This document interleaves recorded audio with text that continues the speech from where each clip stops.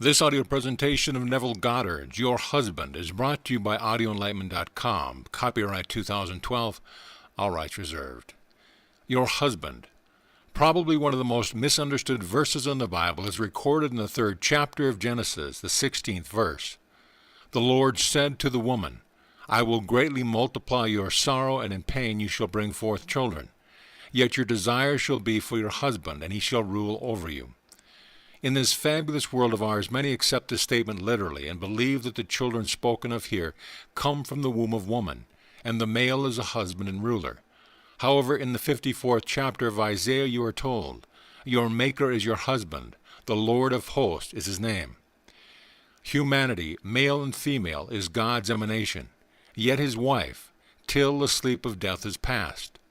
Regardless of your sex, you are the woman the Lord spoke to in this 3rd chapter of Genesis. Your children are not those brought forth from the womb of woman, but from your imagination. Your husband, the Lord of hosts, will sire every idea you fall in love with, no matter how horrible it may be.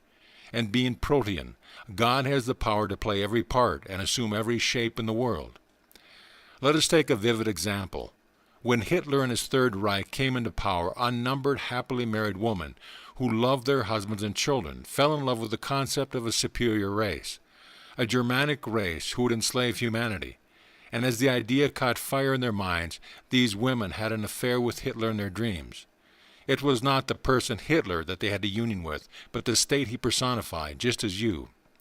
If you are completely honest with yourself, having fallen in love with an idea or a state, and met its personification in soft Beulah's night and had an affair, then in the morning you had looked at your husband and experienced pain, for not understanding the mystery of Christ. You thought you had an affair with a person, but the man involved could have been playing cards, getting drunk, or sound asleep in his own bed, and he completely oblivious to you as a person.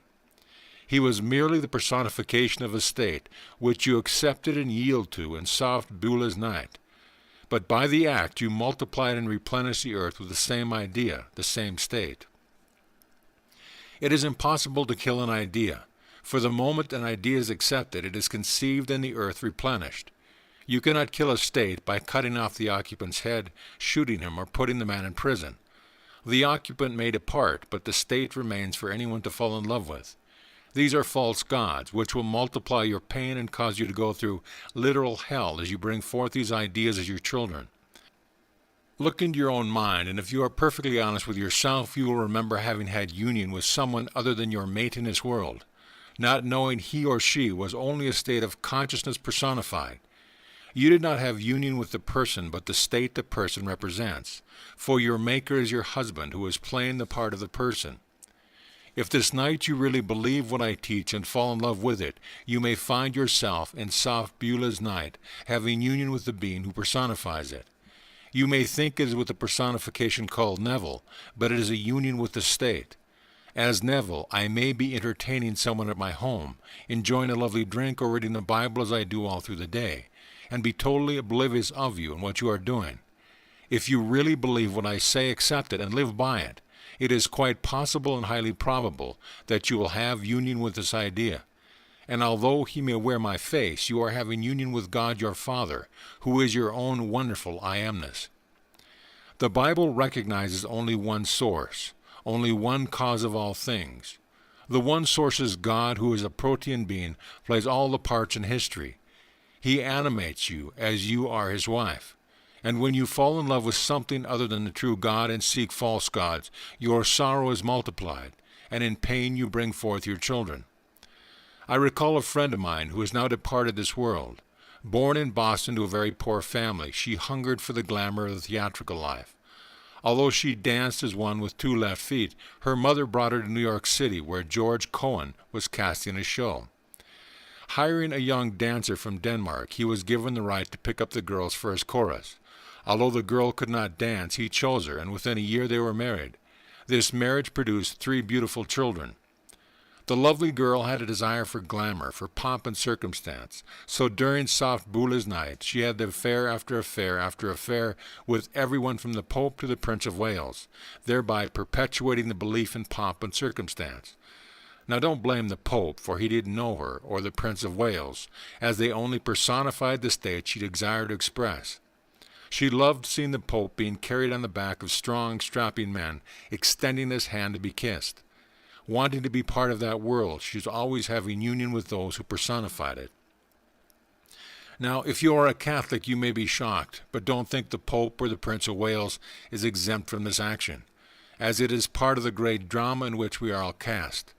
She has played her part and spent the last 15 years of her life as a wino, giving her body to anyone for a bottle of wine. She wedded herself to a false god and greatly multiplied her sorrows. In pain she brought forth the children of her strange god, yet her desire remained for her husband. God is your husband, your center and the very core of your being. No matter what you do, you are still seeking God. So while she was seeking the wine from the last 15 years of her life there, she was still seeking not her husband who came from Denmark, but her true husband, her maker, who is the Lord of hosts, the Father of the child. In the 2nd chapter of Paul's first letter to Timothy, the statement is made, "Woman is saved by the birth of children." This is false. The footnote in the Revised Standard Version gives you the Greek, and the true translation as, "by the birth of the child." It's not by bearing children, all these ideas, that one is saved, but by bearing the child. When you give yourself completely over to the gospel story, you are ready, and God will assume the mask of the one who is expressing it at the moment. Then you will have union with that being and bear the child.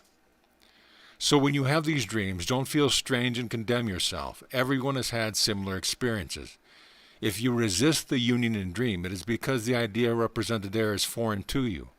But when your desire is something you really want to make alive, and it is expressed, be it good, bad, or indifferent, you will have union with it and feel no shame, in spite of the whole vast world looking on. For this is the world in which we live. In the 9th chapter of Luke, Jesus asked his disciples, "Who do people say that I am?" And they answered, "John the Baptist, or Elijah, or one of the risen prophets." Then he turned to them and asked, "But who do you say that I am?" Peter then became the spokesman for the group and said, "You are the Christ of God." Commanding them to tell no one, he said, "The Son of Man must suffer and be rejected by the elders, the chief priests and the scribes. He must be killed, but on the 3rd day he will rise again." Jesus did not deny Peter's confession, but declined to make it public until he had reinterpreted the popular messianic concept in terms of his own experience. From time to time, one who has experienced a true story of salvation comes into the world and tells it. Then all the elders, scribes, and priests who carry on the tradition of men will deny it. This is eternally so. That is why he declined to make it public. The scribes, teaching the traditions of men, claim Christ is coming from without. But I tell you, he comes from within. I tell you that God became your very self, that you may become God. Playing all the parts, God lets you go anywhere and meet anyone. And when you fall in love with the state, he will play the part of the state expressed. And in soft Bula's night, you will have an affair. He will play the part of a Stalin or a Hitler or a Pope or a Prince, if you are in love with that state of consciousness. And you will give yourself willingly to him, thereby multiplying and perpetuating that state in the world. In the morning, you may be ashamed of your act when you face the one who bears your name, or whose name you now bear. But at the time, you had no choice in the matter, for God in you, who is your husband and maker, played the part. Being protean, if you meet a dog or cat, see a bird or fish in your dream, it is because God is playing their parts. No matter what the animal, remember, God is playing its part in order for you to become one. For in the end he will leave all others and cleave to you as wife, until you become one being, one body, one spirit, one hope, one God and Father of all. Now let me share a letter I have been waiting to receive since the 15th of December. This lady's home is a small, rustic canyon. One day she spent the afternoon in Los Angeles with a casual acquaintance, and just returned home when she heard the phone ringing. She was being called by a casual friend who appeared to be quite distressed. Inviting the lady to join her for dinner, she returned to Los Angeles, where the lady asked her to spend the night. It seemed strange to her to agree, but after spending several hours reading aloud to the lady, they retired and they fell asleep. Then she said at 3:30 in the morning, a peculiar cold wind caused me to awake. The room contained an eerie light, when out of nowhere my two brothers, whom I haven't seen in over 40 years, appeared, along with my landlord, who is like a brother to me. The three take their positions, two at my feet and one at my head. Picking up an infant wrapped in swaddling clothes, my older brother said, "She is too old to have a baby." Then he placed it in my arms, and as I looked at the child, I began to smile. The child then responded and extended its arms towards me when I awoke on the bed. Then she continues, "About 5 months later, I saw a young boy in his teens coming toward me out of the canyon. He had blonde hair and blue eyes, and as I looked at him, I knew he was David. Passing me, he headed for the sea, and I watched until he was out of sight. I didn't have to ask him, 'Whose son are you?' because I knew he was mine." 4 months later, again at 3:30 in the morning, I was awakened by the sound of an earthquake, followed by a loud bomb. Suddenly, my entire being was broken from top to bottom. I felt myself outside of my body, looking as though I were another. The left shoulder had fallen a bit, and when I returned to the body moments later, I felt pain on the left side. Now I await the fourth vision, which is a descent from above. I can't tell you my thrill when I took over this audience and see how many are awakening. In the 9th chapter of Luke it is said, "Truly, truly, I say unto you, there are some here who will not taste of death until they have seen the kingdom of God." The babe is the key to that kingdom.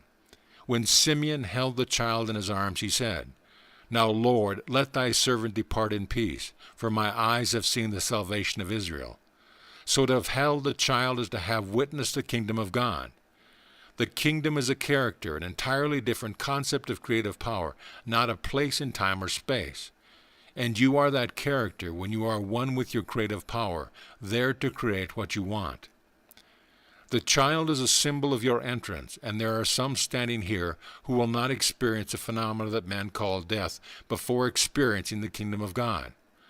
Although this audience can be counted on your fingers, there are so many here who have experienced the truth, and so many on the verge of it, that my joy is boundless. For if you owned the entire world and were not awake, what would it matter? No matter how wealthy you are here, the day will come when you will depart to discover that you have left your billions behind. You will be in a body like this one, only incredibly young, in a terrestrial world just like this, to continue to have blind unions with strange God, not knowing that your Maker is your husband. The Lord of hosts is his name. The search for your real husband is on. You have gone into strange lands and had union with strange states personified by man. Falling in love with a state, its personification always confronts you in a dream. The masks being worn by your husband, who did it without the person's consent or knowledge. As an innocent bystander, the persons will never know he was used. He was simply the personification of certain beliefs which inflamed your mind. And confronted by your real husband, who is the Lord of hosts, you submitted to them. All of the characters in Scripture are played by God. It is He who plays the part of the angel in the story of Abraham and Sarah. Read it carefully, and you will notice that the voice changes from that of an angel to the voice of God. When Abraham is told, "Your wife will have a son," Sarah laughed because they were both so old and had been long ceased to be with her after the manner of woman. Now the child promised to the Sarah in everyone is the child of which I speak. You are God's emanation, and He has promised that, in spite of your age, you will have a son. Blake put it so beautifully when he said, "Whom God has afflicted for secret ends, He comforts and heals and calls them friend." Although you go astray, following false gods, false beliefs, God will always bring you back, but you will suffer, for you must experience the messianic pains of childbearing. Then one day you will find the one husband and fall in love with his promise, and you will meet someone who personifies salvation's story and have union with him. But he will be totally unaware of the fact that you so fell in love with the idea that he sponsors, and will never know of your experience unless you tell him. Having been sent from on high to tell you who I am, you may believe me or resent my message, but I, a person called Neville, am totally unaware, totally innocent of anything that happens to you in your dreams. Leading you now toward what you believe in, your husband will assume my mask and play the role I personify in my dream. Change your beliefs, and he will assume another mask and play that part as you multiply and replenish the earth with ideas of which you are in love. Don't think that communism or democracy can be destroyed. If I believe in democracy as a form of government, it is an idea. You can kill me, but you can never kill the ideas I entertain. This morning's paper tells of those who have been stealing from the government. Why should we be taken aback when we see dishonesty among officials? From the very beginning, they are encouraged by example to make what gain they can from their position. Seeing what their superiors did and got away with, they have union with the idea and awaken to the state of consciousness. Then they suffer, for this is bearing the children of a false god. Examine your thoughts. Are they ones you want to bear in this world? Are they calling forth false gods, false ideas? If so, I will multiply your pain in childbearing, yet your desires shall be for your husband. The Lord is always ruling, always willing to assume any role and play it for you as he leads you towards himself. And when you meet the true God, you will discover that you were the actor all along. For you and he will be the one. Blake said it so beautifully. Joy and woe have woven fine, a garment for my soul divine. In Blake's Marriage of Heaven and Hell, he gave us this true revelation. God only acts and is in existing beings or men. Let this thought burn itself into your mind. God is a thought in action. Imagine something and God is acting. God only acts and is. Every moment in time, whether in this, the waking world, or in the world of sleep, God is and only God acts. At night in a dream, God plays the part of the state you are attached to at the moment of falling in love with. If you like the state, God will assume its personification, and you will yield, become one with him. Then in the morning you will awaken with the memory of what happened and multiply your world with the idea. You will give your life, if necessary, to get your idea over to the world, even though it is the most nonsensical thing possible. This you will continue to do until the child is born and your journey is over. In the 16th chapter of John we are told, when a woman is in labor with all the pain that possesses her, it is only because the hour has come. But after the child is delivered, she no longer remembers the anguish, for joy that a child has been born into the world. Life consists of the children you have borne and are bearing, and life is very painful. You must pay rent or bear the consequence. You must buy food or go hungry. You must buy clothes or be embarrassed. You must pay taxes, drink water, and breathe air. Man has discovered how to tax the water you drink, but as yet has not found a way to tax the air that you breathe. Give him time, and I'm sure he will. We are already taxed to the bursting point. You go to work, and at the end of the year, you pay taxes to someone who doesn't exist. We call him Uncle Sam, but he is invisible. There is no Uncle Sam, yet he puts his hands in your pockets and takes from us what we would spend in a far better way than he does. So you see, the 3rd chapter, the 16th verse of Genesis is true. I will greatly multiply your pain in childbearing. If you entertain the idea of war, famine, fame, or fortune, you shall bring forth their children, and your pain will be multiplied in childbearing. Yet your desire will be for your husband, who is the Lord, your Maker. Even though you are not aware of it now, your husband is suffering with you and will continue to, until you hear the gospel with understanding and believe the incredible story that God actually became you, that you could become God the Father. Then, to prove that God actually gave himself to you, you will see his only son David. And like the lady, you will not have to ask, whose son are you? You will know he is your son, and he will know that regardless of your sex here, you are his father. When that experience is yours, you will stop giving yourself to false gods and obey your husband by fulfilling the divine formula of salvation. Now, let us go into the silence.